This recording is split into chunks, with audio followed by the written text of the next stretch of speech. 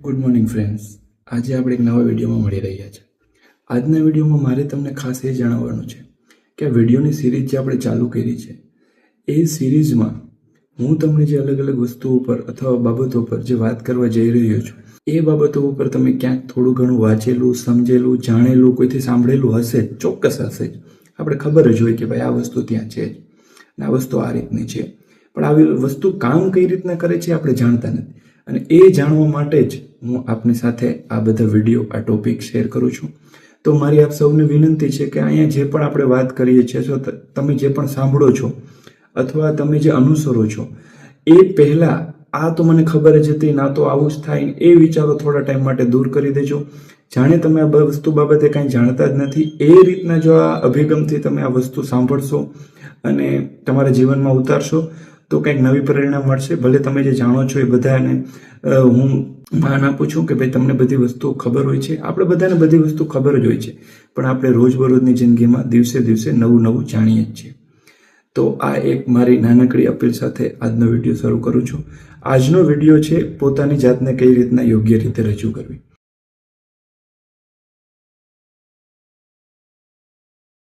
મિત્રો, પ્રથમ વિડીયોમાં આપણે જોયું કે ધન્યવાદ અને ગ્રેટિટ્યુડથી તમે શું શું મેળવી શકો, પરંતુ ધન્યવાદ અને ગ્રેટિટ્યુડ આપણે ત્યારે જ આપી શકીએ જ્યારે આપણે પોતાની જાતને જાણીએ. તો પોતાની જાતને જાણવા માટેના ઘણા અલગ અલગ રસ્તાઓ છે. આધ્યાત્મિકનો રસ્તો છે, મેડિટેશનનો રસ્તો છે, યોગનો રસ્તો છે, અને કોઈ સાથે તમે પોતાના મનની વાત કહી અને પોતાના વિશે અભિપ્રાયો જાણી શકો છો. પણ આજે આપણે જે વાત કરવાના છે સચોટ, સરળ અને સૌથી જે ટૂંકો રસ્તો છે તે બાબતની. જ્યારે બાળક હતા ત્યારે આપણા માતા પિતા અથવા તો તમારા જે બાળકો હોય અથવા તમારા કોઈ પણ સંબંધીઓ, સ્નેહોના બાળકો હોય, ત્યારે તમે એને કોઈ વસ્તુ પૂછો છો તો એ અટવાય છે, એ પોતાની જાતને રજૂ નથી કરી શકતા. તારે શું ખાવું છે, તને શું ભાવે છે, તારે શું બનવું છે, આવા ઘણા પ્રશ્નોના જવાબો તે આપવામાં ગૂંચવાય છે. આપણે તો મોટા થઈ ગયા, પણ એ પ્રશ્નો હજી બાળકો તરીકે આપણા મનમાં રહી જ ગયા છે. આપણા મનની સાચી લાગણી શું છે, આપણે કોઈને શું કહેવા માંગીએ છીએ, આપણે કેમ કોઈને કંઈ કહી નથી શકતા, આપણે મનમાં શું કામ મૂંઝાઈએ છીએ, આવા ઘણા પ્રશ્નો હોય છે અને આના આપણા જવાબો અલગ અલગ રીતે, અલગ અલગ જગ્યાએ શોધતા હોય છે. પણ ક્યાંક ને ક્યાંક અમુક જવાબો મળે છે, અમુક અધૂરા રહી જાય છે. તો મિત્રો, સૌથી કોઈ પણ વ્યક્તિને સફળ થવું હોય તો પ્રથમ વસ્તુ છે કે આપણે આપણા જે પ્રશ્નો છે મનના, એના સચોટ જવાબો મેળવવા જોઈએ. નહીં કે ટૂંકા ગાળાના, નહીં કે પ્રાથમિક, પરંતુ સચોટ, સરળ અને સીધા. તો આમાં થોડું તમે આધ્યાત્મિકનો પણ સાથ લઈ શકો છો, સહારો લઈ શકો છો, અથવા તો તમે પોતાની રીતે પણ. તો હું શું કહેવા માંગુ છું આ બાબતે, હું શું કહું છું તે આપણે જાણીએ. મારું પોતાનું કહેવાનું એવું છે મિત્રો કે આપણા જે વિચારો છે ને એની કોઈ દિશા નથી હોતી, અથવા આપણા જે વિચારો છે ને એનો કોઈ પ્રકાર આપણે જાણતા નથી. બસ આપણે આખો દિવસ અલગ અલગ વ્યક્તિઓ માટે, અલગ અલગ વસ્તુઓ માટે, અલગ અલગ પરિસ્થિતિઓ માટે વિચાર જ રાખીએ છીએ. અને પછી વિચારોમાંથી આપણે જે યોગ્ય લાગે, અયોગ્ય લાગે, કઈ રીતનું છે એ નહીં, બસ એ વિચારોનો બહાર આપણે ઉપાડીને ચાલ્યા કરીએ છીએ. તો આ બાબતે મારે આપને એક નાનકડી વાત કહેવી છે. આ કોઈ વાર્તા નથી, પરંતુ હું તમને સચોટ રીતે સમજાવી શકું તે માટે. કોઈ એક ગામમાં એક ભાઈ હતા. એ ભાઈને ખૂબ જ પોતાના જે જૂના સંબંધો હતા કે જૂના અનુભવો હતા એના પ્રત્યે દુઃખની લાગણી હતી, એના પ્રત્યે એમને એકદમ ઘૃણાની, ગુસ્સાની લાગણી હતી. હવે આ લાગણી દૂર કેમ કરી શકે તે માટે એની અલગ અલગ રસ્તાઓ અપનાવ્યા. આધ્યાત્મિક છે, કોઈ મહાત્માઓ છે, કોઈ સંતો છે, તેમની પાસે ગયા, પણ એને કોઈ સચોટ ઉપાય ના મળ્યો.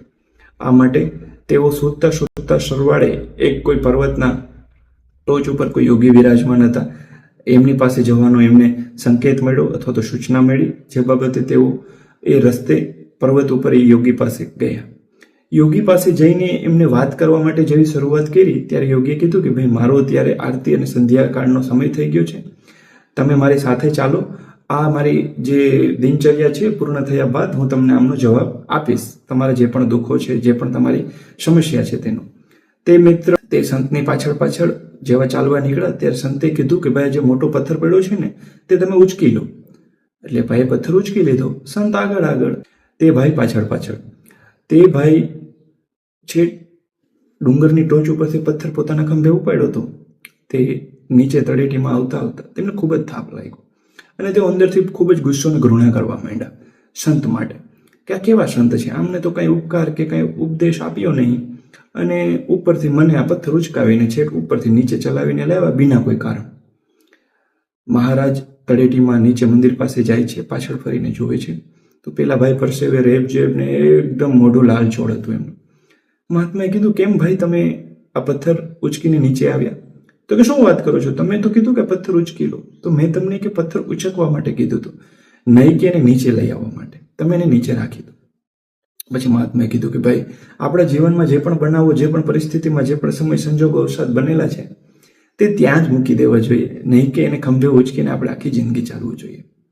વાર્તાનો મર્મ સારાંશ એટલો જ છે કે આપણે ભૂતકાળમાં બનેલી ઘટનાઓ, ભૂતકાળમાં થયેલા કડવા અનુભવો કે કોઈ વ્યક્તિ પ્રત્યેના આપણા મનમાં થયેલી દુઃખ અથવા તો પીડાને સાચવીને આખી જિંદગી ચાલ્યા કરીએ છીએ અને પછી બીજે બધે એના આપણે ઉપાયો શોધ્યા કરીએ છીએ. સમસ્યા મિત્રો અંદર જ છે, આપણા મનની અંદર જ છે. હવે આ વાત થઈ ગઈ કે આપણે કઈ રીતના આનાથી દૂર થવું પડે. દૂર થવા માટેની ટેકનિક, કેમ કે આપણા જે વિડીયો છે એ ટેકનિક બેઝ છે, નહીં કે હું તમને કોઈ વાત કરું અને તે વાત ઉપરથી તમે કોઈ ઉપદેશ મેળવી અને કામ કરો. તો શું ટેકનિક છે? ટેકનિક મિત્રો મેં જે ગ્રેટિટ્યુડમાં કીધી એમ જ શક્ય હોય તો પોતાની જાતથી રૂબરૂ થાવ. રૂબરૂ થવા માટેનો એક સરળ રસ્તો છે, આ કોઈ મેડિટેશન નથી. આંખો બંધ કરી 5 મિનિટ, 10 મિનિટ, સંધ્યાકાળ, સવારે, જ્યારે પણ તમને ટાઈમ મળે ત્યારે બેસો, જાણો અંદર શું ચાલે છે, કઈ વસ્તુ અટવાય છે. બીજી ટેકનિક છે મિત્રો, તમે જે પણ વિચારો છો એને એલાઇન કરવાનું છે. એલાઇન એટલે એક જ રસ્તામાં. આપણે કહે ને કે ભાઈ આ ગાડીનું એલાઇનમેન્ટ ખરાબ થઈ ગયું છે, તો એલાઇનમેન્ટ માટે શું કરવું પડે? પહેલાં આપણે મિકેનિકને બતાવવી પડે. મિકેનિક એટલે આપણું મન. હવે આપણા મનને બતાવતા પહેલાં એમાં શું શું ફોલ્ટ છે જાણવા માટે એને આપણે સમરાઇઝ કરવા પડે, લખવા પડે કોઈ ડાયરીમાં. તો તમારી જે પણ લાગણીઓ છે એને લખવાની પ્રેક્ટિસ આજથી શરૂ કરી દો. ગુસ્સો છે, ડર છે, ભય છે, કોઈના પ્રત્યે પ્રેમ છે, કઈ રીતના છે અને કઈ વ્યક્તિ માટે છે એ તમે તમારી જાત સુધી સીમિત રાખી શકો છો. પણ ધીમે ધીમે તમે મિત્રો જોશો કે આદત પાડવાથી ઘણી બાબતો એટલી જરૂરી છે જ નહીં જેને તમે જરૂરી સમજી લીધી છે. જેમ કે કોઈ વ્યક્તિએ ભૂતકાળમાં તમારી સાથે કોઈ ખોટું કર્યું, ખરાબ કર્યું. આપણે મિત્રો કોઈ આપણી સાથે સારું કર્યું હોય ને તો એ બહુ ખૂબ ઝડપથી ભૂલી જાય. કોઈ ખોટું કર્યું હોય ને તો આપણે લાંબો ટાઈમ યાદ રાખીએ છીએ અને લાંબો ટાઈમ યાદ રાખવાથી આપણે પણ બંધનમાં રહીએ છીએ અને સામેવાળો વ્યક્તિ પણ બંધનમાં રહે છે. તો આજથી શરૂઆત કરો કે કોઈએ પણ તમારી સાથે કાંઈ પણ ખોટું કર્યું છે અથવા તમને કાંઈ પણ દુઃખ પહોંચાડ્યું છે તો આજથી જ એને બંધનના ઋણમાંથી તમે મુક્ત કરી દેશો. એના વિશે કાંઈ પણ તમારા ભાવો છે કોઈ એક કાગળમાં લખી લો અથવા તો તમે આરીસા સામે ઊભી અને બોલી લો અને પછી એને મુક્ત મનથી તમે કહી દો કે ભાઈ આજથી તારા માટેના જે મારા ભાવ હતા તે મેં મુક્ત કર્યા છે, ઈશ્વરના ચરણમાં સમર્પિત કર્યા છે.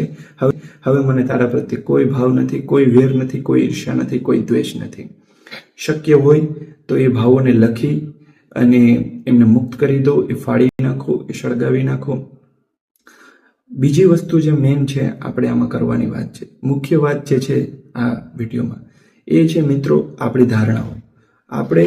આપણી ધારણાઓ મગજમાં ખૂબ બાંધી લીધેલી છે કોઈ વ્યક્તિ માટે અને એ ધારણાઓ દૂર કરવા માટે આપણે સૌ પ્રથમ તો સામેવાળું વ્યક્તિ શું કહે છે સાંભળવાનું છે, નહીં કે અભિપ્રાયો બાંધી અને એને કોઈ રીતના પેલું આપણે એક ઇમેજમાં કે કોઈ પિક્ચરમાં નક્કી કરી લેવાનું છે કે ભાઈ આ વ્યક્તિ તો આવું જ છે, એના વિચારો તો આવા જ હશે, એ મારા વિશે આવું જ વિચારે છે.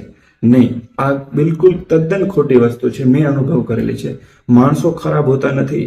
આપણી જે લઘુતા ગ્રંથિ છે અથવા આપણા જે પૂર્વાગ્રહો છે એ એને એ રીતના બનાવી દે છે. નાની નાની બાબતો માટે કોઈના પ્રત્યે પૂર્વાગ્રહ ના બાંધો, ના કેળવો, શુદ્ધ મન રાખો. વધુમાં નાની નાની બાબતો માટે પોતાને દુઃખી કરવાનું કે પોતાને કોઈ સજા આપવાનું બંધ કરી દો. ઈશ્વરના આપણે બધા સંતાનો છે અને આ દુનિયામાં આપણે ઈશ્વર જે સૃષ્ટિ રચી છે તે માણવા માટે, જાણવા માટે અને એકબીજાને મદદરૂપ થવા માટે આવ્યા છે, નહીં કે આપણા મનને દુઃખી કરવા માટે. આપણી જાતને મિત્રો જ્યાં સુધી આપણે યોગ્ય રીતે સમજશું નહીં, રજૂ નહીં કરી શકીએ ત્યાં સુધી આપણે સફળતાને સાચા અર્થમાં સમજી નહીં શકીએ એવું મારું માનવું છે. તમે બધા લોકો આ બાબતથી જાણકારી મેળવો એ જ મારો આ પ્રયાસ હતો. તો હું એવું સમજુ છું કે આપણી જે વાત છે, જે લાગણી છે એને સૌપ્રથમ તમે લખી નાખો. પછી જે વ્યક્તિને તમારે કહેવાનું છે એને કહી દો. ગુસ્સો હોય તો ભાઈને ગુસ્સો કહી દો. આજના આ આપણા મીડિયા અથવા તો મોબાઈલ ઇન્ટરનેટના જમાનામાં તમે મેસેજ કરીને પણ કહી શકો છો, વોઇસ નોટ લખીને પણ મોકલી શકો છો કે ભાઈ તારા પ્રત્યે મને આ વસ્તુ હતી, આજથી મેં એને મુક્ત કરી, તું પણ એને મુક્ત કરી દે. સંબંધો સુધરી જશે, વ્યવહાર સુધરી જશે અને તમારું મન ચોખ્ખું અને શાંત થઈ જશે. તો માત્ર ને માત્ર મારી આટલી જ અપીલ છે કે તમારી જાતને યોગ્ય રીતે રજૂ કરતા શીખો. તે પછી કોઈ પણ પ્લેટફોર્મ ઉપર હોય, કોઈ પણ જગ્યાએ હોય, કોઈ પણ પરિસ્થિતિમાં હોય, પૂરા ભાવ સાથે, પૂરી લાગણી સાથે પોતાની વાત રજૂ કરો. કોઈના પ્રત્યે દ્વેષ મનમાં રાખો નહીં. કોઈ સાથે નાની મોટી ઘટના બની ગઈ હોય તો એ નાની નાની વાતોને મનમાં રાખી અને પોતાના મન ઉપર, પોતાના જીવન ઉપર કોઈ જાતના પોટલા, કોઈ ભાર રાખવામાં એને મુક્ત કરી દો. જે રીતના પેલા સંતે કીધું કે ભાઈ પથ્થર ઉચકીને ચાલવાની જરૂર નથી, પથ્થર ત્યાં ત્યાં છોડી દેવાની જરૂર છે. એ જ રીતે નાની નાની બાબતો મનમાં રાખવાની નથી, એને મુક્ત કરી દેવાની છે. તો આજના આ વિડીયોમાં આપણે પોતાની જાતને પહેલા સમજવાની છે, પછી રજૂ કરવાની છે અને એ લાગણીઓને આપણે ક્યાંક ને ક્યાંક લખવાની છે. આ એક નાનકડી પ્રેક્ટિસ છે જે હું ઈચ્છું છું કે તમે તમારા જીવનમાં ઉતારો. તમે જે પણ વિચારો છો અથવા તમે જેનાથી પીડાઓ છો એ લખો મિત્ર. એક દિવસ તમે લખશો તો 10 પીડાઓ હશે, 10 સમસ્યાઓ હશે, બીજે દિવસે ચોક્કસ 8 થઈ ગઈ છે, ત્રીજા દિવસે 7, 6, 5 એમ ઓછી. તો પોતાની જાત સાથે વાત કરવાનું સૌથી સરળ માધ્યમ છે લખવું અથવા તો અરીસા સામે ઉભા રહીને પોતા સાથે વાત કરવી. આજથી જ પોતાની સાથે વાત કરવાનું ચાલુ કરો. બીજા શું વિચારે છે, બીજા મારી સાથે કેમ આમ કરે છે એ મૂકી દો. તમે શું કરી શકો છો તમારા માટે એ આજથી સ્ટાર્ટ કરી દો. All the best. Express yourself first, then go for others.